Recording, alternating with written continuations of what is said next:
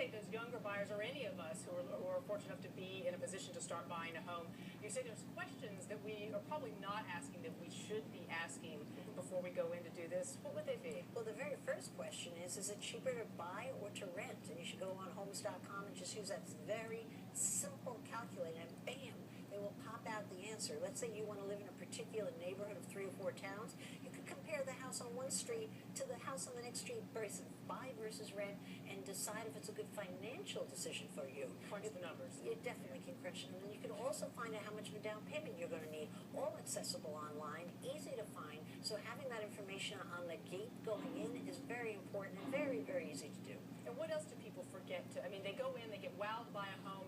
They sort of like, oh, this is ours. This feels right. But there's things they just forget. What else? Well, they fall in love with the house. You know, buying a home is not so different than falling in love with your first love, especially when you're first out of the gate. Then you get wiser as you go.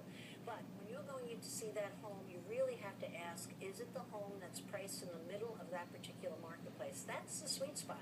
You don't want the home that's at the top. You don't want the home at the bottom. You want the home in the middle that has the biggest group of people who are going to buy.